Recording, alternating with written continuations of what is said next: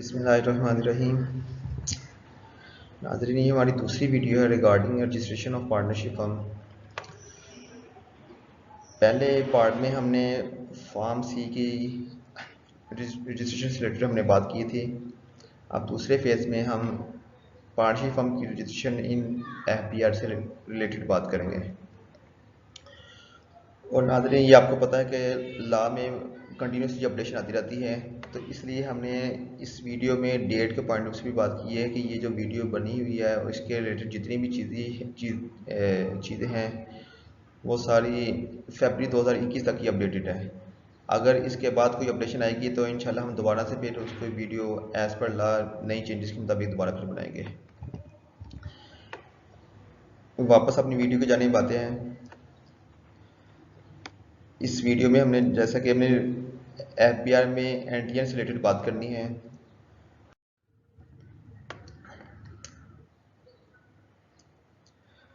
FBR में AOP की जो रजिस्ट्रेशन है, इसकी एफबीआर में एनटीएन की क्रिएशन एक मैनुअल प्रोसीजर है। ऑनलाइन अभी तक इसको एफबीआर ने नहीं किया हुआ। इसके बरक्स जैसा कि आप जानते हैं कि जो सोल प्रोप्राइटरशिप की एनटीएन की बिजनेस की रजिस्ट्रेशन है वो टोटली ऑनलाइन है, लेकिन एफबीआर ने अभी तक एओपी की जो एनटीएन की रजिस्ट्रेशन है उसको अभी तक मैनुअल ही रखा है। तो इसलिए ये अभी तक ना फिलहाल मैनुअली इसको जाके अप्लाई करना पड़ता है रेलिवेंट आरटीओ में जाके विद रेलिवेंट डॉक्यूमेंट्स के साथ। दूसरा है कि इसको दो तरह के पर्सन जो ना एफबीआर के फर्म के बिहाफ पे एफबीआर के अंदर रेलिवेंट आरटीओ में रिप्रेजेंट कर सकते हैं। एक तो कोई भी पार्टनर जो कि उस फर्म का कोई भी एक पार्टनर है, उस फर्म उसको ऑथराइज करेगी तो वो रिप्रेजेंट कर सकते हैं। दूसरा है कि कोई भी आईटीपी जिसको एफबीआर की तरफ से आईटीपी का लाइसेंस इशू हो चुका हुआ है वो फर्म के बिहाफ पे बीइंग ऑथराइज पर्सन रिप्रेजेंट कर सकता है एनडीएन की रजिस्ट्रेशन के लिए।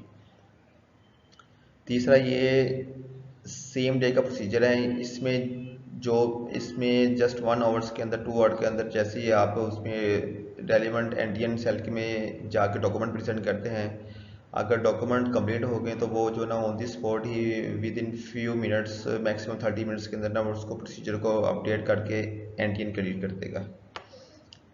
जी, अब भी आते हैं हम कि इसमें क्या क्या डॉक्यूमेंट्स रिक्वायर्ड होते हैं, क्या क्या डाटा रिक्वायर्ड होता है।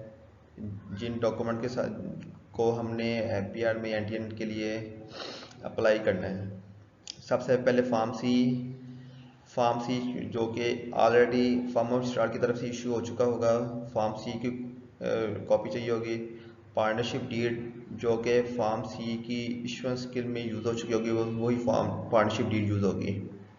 तीसरा डॉक्यूमेंट रेंट डीड होगा। रेंट डीड जो है ना वो इस बात का ख्याल रखा जाए कि मिनिमम जो है ना वो 1200 रुपये के स्टाम्प पेपर के ऊपर रेंट डीड बनी होनी चाहिए, अदरवाइज जो है ना ये रिजेक्ट हो जाएगा, डॉक्यूमेंट प्रोसीजर रिजेक्ट हो जाएगा सारे का सारा एफबीआर की तरफ से।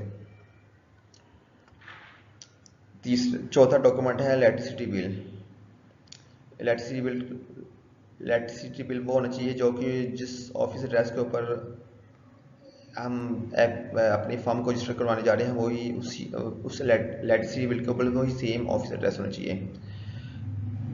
एक बात का ख्याल रखना लाजमी है कि जो रेंट डीड के ऊपर जो ऑफिस एड्रेस मेंशन है वही इलेक्ट्रिसिटी बिल के ऊपर भी ऑफिस एड्रेस भी मेंशन होना चाहिए। और इलेक्ट्रिसिटी बिल के ऊपर जो ओनर का नेम और होगा वो भी वही रेंट डीड के ऊपर जो जिस ओनर से हम प्रॉपर्टी रेंट आउट ले रहे हैं, इलेक्ट्रिसिटी बिल के ऊपर भी उसी ओनर का नाम आना चाहिए। इन केस अगर इलेक्ट्रिसिटी बिल के ऊपर किसी और ओनर का नाम आ रहा है तो इसका ये सोल्यूशन है कि एक 50 रुपये के स्टाम्प पेपर के ऊपर एफिडेविट बना लिया जाए, जो कि वो ओनर जो कि न्यूली ओनर है वो इस बात को एक्नॉलेज करके एफिडेविट उसकी अंडरटेकिंग देगा कि ये प्रॉपर्टी जो है ना मैंने बाई कर ली हुई है। तो लेस्को या रेलिवेंट इलेक्ट्रिक सप्लाई कंपनी की तरफ से अभी तक नाम जो है इसका अपडेट नहीं हुआ, तो इसी वजह से ये है, तो वो एफिडेविट भी अगर साथ जमा करवा देंगे तो वो भी एक्सेप्टेबल होगा आरटीओ में। पांचवा है कि जिस लैंडलॉर्ड से ऑफिस रेंट आउट लिया जा रहा है वो उसकी सीएनसी कॉपी। छठा, जितने भी पार्टनर्स हैं 2 या 2 से ज़्यादा, उन सब की सीएनसी कॉपी साथ होनी चाहिए। सातवां, टीआरएफ फॉर्म TRF जो है ना, टैक्स रजिस्ट्रेशन फॉर्म 1, ये फिल आउट करना होता है। इसमें जितनी भी डिटेल्स अभी हमने ऊपर डिस्कस की है, सारी की सारी डिटेल्स जो है ना उस डॉक्यूमेंट के ऊपर मेंशन करनी होती है। और साथ में पार्टनर्स के जो प्रिंसिपल ऑफिसर है उसके सिग्नेचर भी इसके ऊपर करने होते हैं, साथ में थंब इम्प्रेशन भी लगाना होता है। 8वां ये है कि ईमेल और सेल नंबर। ईमेल, ऐसा ईमेल यूज़ हो जो कि पहले से ऑलरेडी एफबीआर के अंदर रिकॉर्ड ना हुआ हो, और सेल नंबर भी ऐसा हो कि जो कि पहले से एफबीआर में रजिस्टर्ड ना हो। अगर ये इन दोनों में से कोई भी एक चीज़ पहले से रजिस्टर्ड हुई तो वो प्रोसेस जो है ना वो वहीं पे होल्ड हो जाएगा जब तक कि उसको नया सेल नंबर और या ईमेल नहीं प्रोवाइड करेंगे एफबीआर ऑफिसर को। 9th डॉक्यूमेंट यह कि पार्टनर्स रेजोल्यूशन अटैच करनी है, जिसमें पार्टनर इस चीज़ को अप्रूव करेंगे कि हमने एफबीआर में रजिस्टर्ड होने जा रही हैं एओपी। पार्टनर्स रेजोल्यूशन जो ना वो एओपी के लेटर हेड के ऊपर साइन और स्टैंप होगी, और ये जो ओरिजिनल जो है ना ये ओरिजिनल डॉक्यूमेंट ही आगे प्रेजेंट होगा। 10वां अथॉरिटी लेटर, जैसे हमने पहले भी डिस्कस कर लिया हुआ है कि दो तरह के पर्सन जो ऑथराइज हो सकते हैं, एक या तो कोई भी एक पार्टनर या आईटीपी पर्सन जिसको एफबीआर की तरफ से आईटीपी का लाइसेंस इशू हो चुका हुआ है।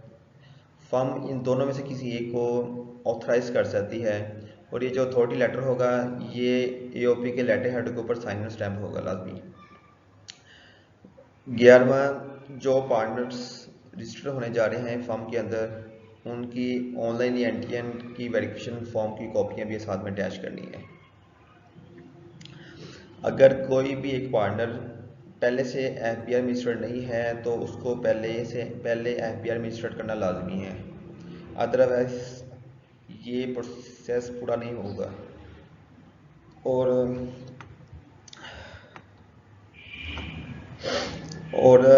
एफबीआर में अगर कोई भी इसमें सिर्फ एनटीएन जो पार्टनर है उसका सिर्फ एनटीएन का होना जरूरी है, वो फादर या नॉन फादर का इससे ताल्लुक नहीं है। एफबीआर में सिर्फ और सिर्फ एनटीएन का फॉर्म सबमिट होना है, चाहे उसने कोई भी रिटर्न सबमिट की नहीं की या वो एक्टिव है नहीं है, वो इसका इससे कोई ताल्लुक नहीं है जी।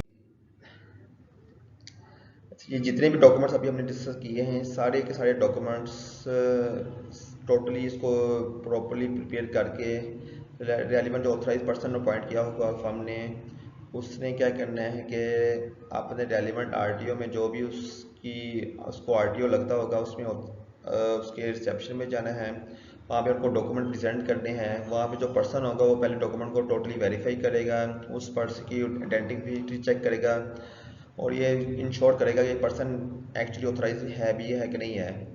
इस बात का ख्याल राजनीति में रखना है कि जिस भी पर्सन ने जाना है, चाहे वो ऑथराइज प्रिंसिपल पार्टनर है चाहे या वो ऑथराइज आईटीपी है, उसके पास ओरिजिनल सीएनएसी का होना लाजमी है, अदरवाइज जो है ना वो इसको रिजेक्ट कर देंगे प्रोसीजर को।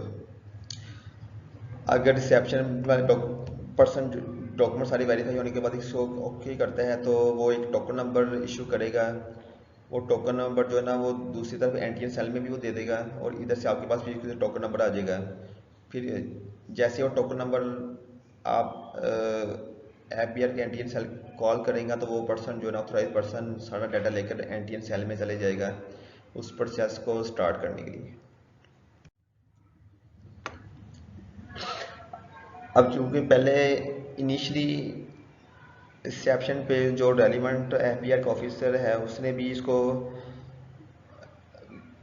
वेरीफाई किया था डॉक्यूमेंट्स को, कोई डॉक्यूमेंट्स ठीक है कि नहीं है। अब बाद में जैसे वो एनटीएन सेल में ऑथराइज पर्सन सारे डॉक्यूमेंट्स लेके जाते हैं तो एफबीआर का स्टाफ जो कि प्रोसेस को स्टार्ट करने लगता है वो पहले टोटली डॉक्यूमेंट्स को ऑल इन ऑल जो ना इसको वेरीफाई करता है, रिव्यू करता है, इस बात का इंश्योर करता है कि कोई भी चीज़ जो ना इलीगल तो नहीं है या कोई रॉन्ग तो नहीं है या किसी और गलत डॉक्यूमेंट्स तो नहीं सबमिट हो रहे।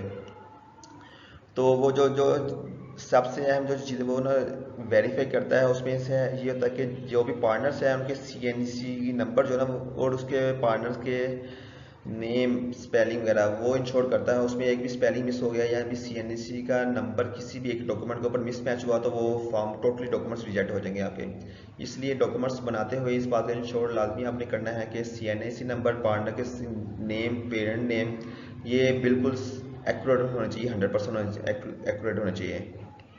अदरवाइज डॉक्यूमेंट सारे बेकार हो जाएंगे और आपका टाइम भी ज़ाया होगा। जी, आगे जो है कि एक और जो एपीआर वाले ऑफिसर जो जिन चीज़ों को रिकंसाइल करते हैं वो है रेंट डीड।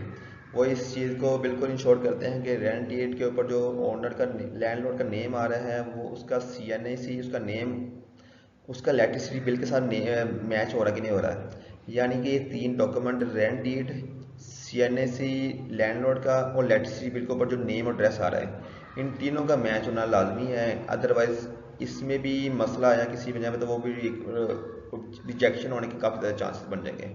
इसलिए डॉक्यूमेंट्स बनाते हुए इन चीज़ों को लाजमी आपने जो है ना रिकंसाइल करना है, इनको एक्यूरेटली इसको ना ड्राफ्ट करना है।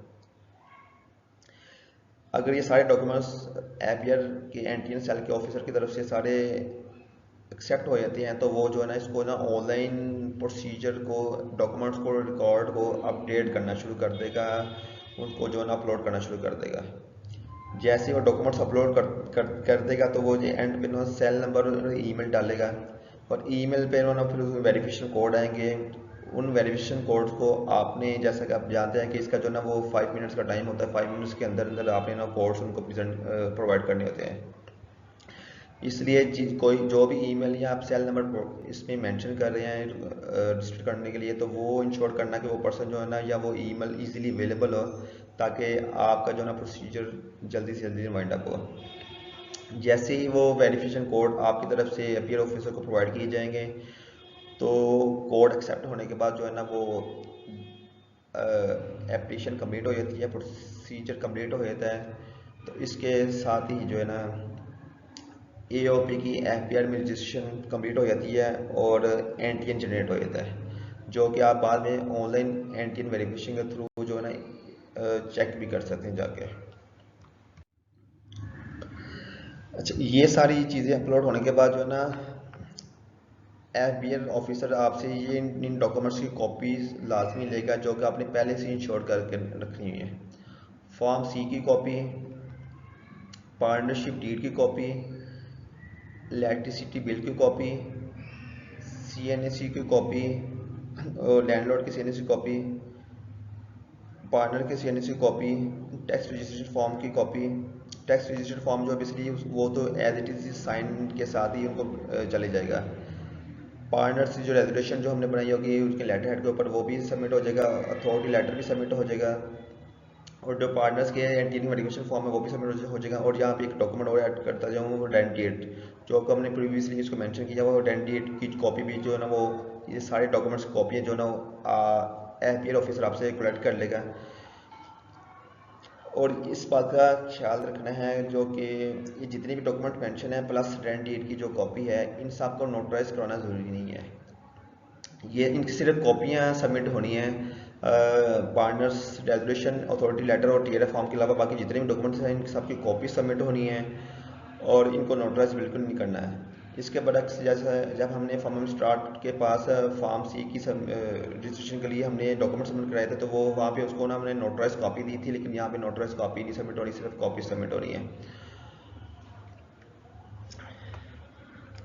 तो ये डॉक्यूमेंट्स ये कॉपीज कलेक्ट करेंगे, लेकिन ये जितने भी डॉक्यूमेंट्स हैं इनकी ओरिजिनल डॉक्यूमेंट्स भी आपने साथ लेके जाने हैं। वो ओरिजिनल डॉक्यूमेंट्स को पहले वेरीफाई करेगा और कॉपीज उसने सिर्फ जस्ट कलेक्ट करनी है, लेकिन ओरिजिनल डॉक्यूमेंट्स में सारे रिव्यू करने हैं, चेक करने हैं। अदरवाइज जो है ना वो एक्सेप्ट नहीं करेगा, रिजेक्ट कर देगा एप्लीकेशन को। जी नाजरीन, हाँ, उम्मीद करता हूँ मैं कि जितनी भी इंफॉर्मेशन है आपको उसका फ़ायदा हुआ होगा और कोई भी चीज़ मिस नहीं होगी। इन केस अगर आपकी कोई क्यूरी है या कोई चीज़ एक्सप्लेन अभी फर्दर होने वाली है तो आप हमें लाजमी कमेंट्स में मेंशन कर दें, या ये जो डिफरेंट सोशल कॉन्टेंट्स हैं इनके थ्रू भी आप हमें जो है ना अपना क्यूरीज सेंड कर सकते हैं। अस्सलाम वालेकुम, अल्लाह हाफिज़।